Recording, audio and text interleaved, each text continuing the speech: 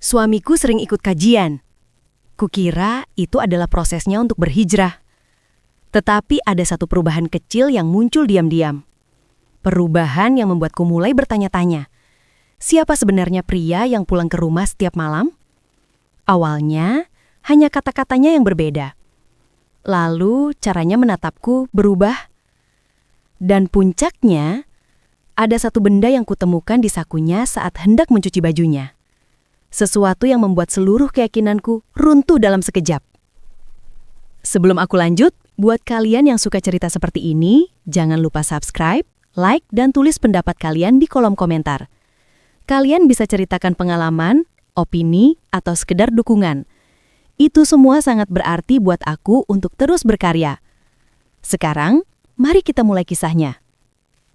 Namaku Rania, dan sejak menikah 5 tahun lalu, aku selalu percaya bahwa rumah tangga adalah perjalanan yang tak pernah benar-benar kita pahami sepenuhnya.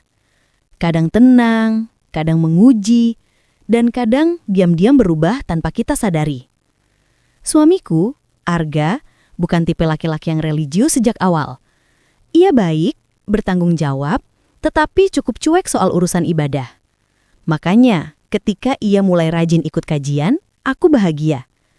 Siapa yang tak bahagia melihat pasangannya mulai memperbaiki diri? Setiap malam ia pamit, membawa catatan kecil, dan pulang dengan wajah lelah. Katanya, menuntut ilmu itu melelahkan, tapi aku ingin kita jadi keluarga yang Allah ridhoi. Dan saat itu, kata-katanya terdengar sangat indah. Tapi, beberapa minggu kemudian, semuanya berubah.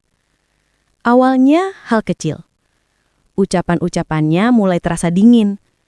Bukan dingin yang jahat, tapi dingin yang aku sendiri tidak paham dari mana asalnya. Dulu ia selalu bertanya bagaimana hariku, apa yang kulakukan, makanan apa yang ingin kubuat. Sekarang setiap pulang ia hanya duduk, membuka ponsel dan tersenyum sendiri seakan ada dunia yang tak ingin ia bagi denganku. Ada yang lucu, tanyaku suatu malam. Ia hanya menggeleng. Enggak, kajian tadi menarik aja. Jawabannya pendek, terlalu pendek untuk seseorang yang dulu sangat suka bercerita. Aku mencoba mengabaikan, mengira mungkin ia sedang serius berhijrah. Mungkin ia hanya sedang menata diri. Tapi rasa asing itu semakin besar setiap hari. Hingga suatu sore, saat aku hendak mencuci bajunya, aku menemukan sesuatu di sakunya. Sebuah kertas kecil, tipis dan terlipat rapi. Aku mengira itu hanya catatan kajian. Tapi saat kubuka, dadaku seketika mengencang. Isinya hanya 3 kalimat sederhana. Jangan lupa ketemu setelah kajian. Pembahasan kita belum selesai.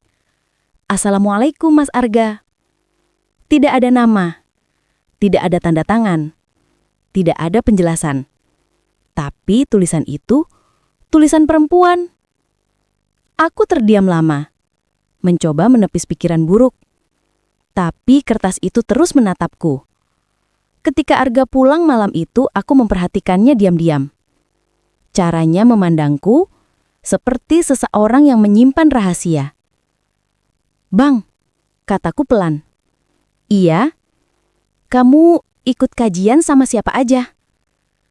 Ia tampak terkejut sesaat. Bukan terkejut karena ditanya. Tapi terkejut seperti seseorang yang sedang waspada. Ya, sama teman-teman biasa. Kenapa nanya begitu? Aku hampir mengeluarkan kertas itu dari sakuku. Hampir.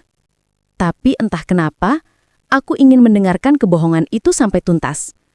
Ingin tahu sejauh mana ia berani menipuku. Enggak, cuma tanya. Jawabku sambil tersenyum. Dan senyum itu terasa seperti luka yang kusembunyikan dengan paksa. Malam itu aku tidak bisa tidur. Aku menatap punggungnya, memikirkan apakah semua yang kami bangun sedang hancur pelan-pelan, atau aku hanya terlalu curiga.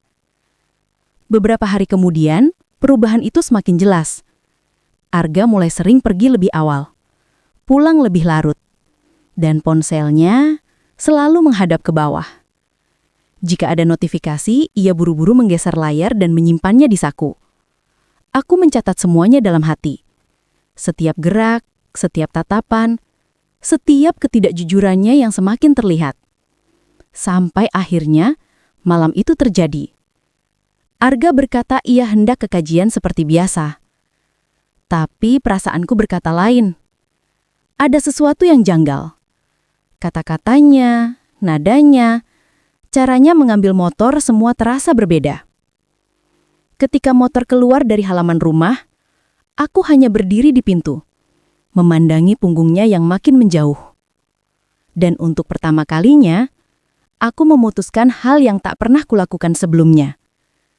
Aku mengikutinya. Dengan langkah pelan, aku memesan ojek.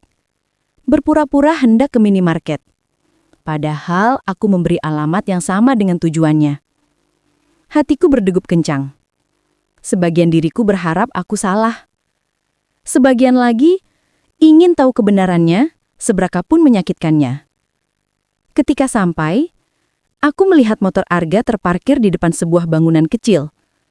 Tapi itu bukan tempat kajian, bukan masjid, bukan musola. Itu sebuah kafe. Lampunya temaram, musiknya pelan. Dan di dalamnya, Arga duduk bersama seseorang. Seorang perempuan. Perempuan yang aku yakin pasti pemilik tulisan di kertas itu. Aku tidak masuk. Aku hanya berdiri dari jauh menatap mereka melalui kaca. Arga tersenyum. Senyum yang sudah lama tidak kuterima. Perempuan itu menunduk malu. Kemudian mereka berbicara lama. Terlalu lama untuk sesuatu yang disebut kajian. Dadaku terasa sesak. Bukan hanya karena rasa dikhianati, tetapi karena semua perjuanganku selama ini, doaku, dukunganku, kesabaranku, seakan tak berarti apa-apa. Ketika aku berbalik, air mataku jatuh tanpa bisa kutahan. Tapi cerita ini belum berakhir. Keesokan harinya, sesuatu terjadi. Sesuatu yang lebih mengejutkan daripada yang kulihat semalam. Sesuatu yang membuatku mengerti bahwa terkadang, perubahan bukan hanya tentang orang yang kita cintai, tetapi tentang diri kita sendiri yang selama ini terlalu sibuk menjaga, hingga lupa melihat kenyataan yang sedang pelan-pelan mematahkan kita. Setelah malam itu, aku melihat Arga bersama perempuan misterius di kafe. Pikiranku dipenuhi rasa curiga, marah, dan takut. Namun keesokan paginya, saat Arga pulang dengan wajah lelah dan langkah yang tidak biasa, aku tahu ada sesuatu yang jauh lebih besar daripada sekedar kecurigaan. Ia duduk di depanku, memandangku lama seakan mencari keberanian untuk bicara. "Ran, aku tahu semalam kamu ngikutin aku," katanya pelan. Darahku langsung berdesir. Tanganku gemetar. Aku nggak marah. Justru mungkin itu cara Tuhan buat buka semuanya. Aku menahan nafas. Inilah saatnya. Arga menatapku dalam-dalam. Tatapan yang membuatku ingin lari, tapi di saat yang sama ingin mendengar semuanya sampai habis. "Perempuan yang kamu lihat semalam," napasnya berat. "Itu adik kandungku." Hatiku mencelos. Rasa terhantam oleh kenyataan yang tidak pernah kubayangkan. Arga menjelaskan pelan bahwa ia baru mengetahui keberadaan adik tirinya beberapa bulan terakhir, bahwa adik itu datang dengan hidup yang berantakan, dan bahwa pertemuan mereka selama ini selalu disisipi rasa canggung, takut, dan luka masa lalu yang tidak pernah diceritakan. Ia menunjukkanku foto, pesan, dan timeline pertemuan mereka. Semua masuk akal. Semua jujur. Semua membuatku merasa bersalah. Seketika tuduhan-tuduhan dalam kepalaku runtuh begitu saja. Aku menunduk. Air mata mengalir tanpa bisa kutahan. Selama ini aku sibuk curiga. Sibuk menilai jarak yang mulai tercipta. Tanpa pernah bertanya, apakah suamiku sedang terluka. Aku menangis, bukan karena Arga berbohong, tapi karena aku lupa bahwa suami juga manusia. Punya beban, punya ketakutan, punya proses yang mungkin tidak selalu bisa mereka jelaskan. Aku menggenggam tangannya. Erat. "Bang, kalau kamu jatuh, aku gak akan ninggalin kamu," bisikku. "Kita bangun semuanya bareng-bareng." Arga menunduk. Untuk pertama kalinya, Ia menangis di depanku. Kami berpelukan lama. Pelukan yang bukan sekedar memaafkan, tapi melepaskan semua prasangka yang selama ini membutakan kami. Aku memejamkan mata. Dalam diam, aku sadar satu hal. Terkadang ujian rumah tangga bukan tentang kesetiaan, tetapi tentang seberapa cepat kita saling curiga dan seberapa lambat kita mencoba memahami. Dan hari itu, kami memilih untuk memahami. Pada akhirnya, aku menyadari sesuatu yang mungkin jarang disadari orang, bahwa proses hijrah seseorang tidak selalu terlihat indah. Kadang justru penuh luka lama yang naik ke permukaan. Kadang penuh ketakutan yang tidak bisa mereka ceritakan. Kadang membuat kita salah paham. Kadang membuat kita saling menjauh. Tapi jika kita mau duduk bersama, bukan sebagai suami istri, bukan sebagai dua orang yang saling menuntut, melainkan sebagai dua manusia yang sama-sama ingin diperbaiki, maka rumah tangga akan menemukan jalannya. Dan malam itu, untuk pertama kalinya setelah sekian lama, aku merasa rumah kami kembali menjadi rumah.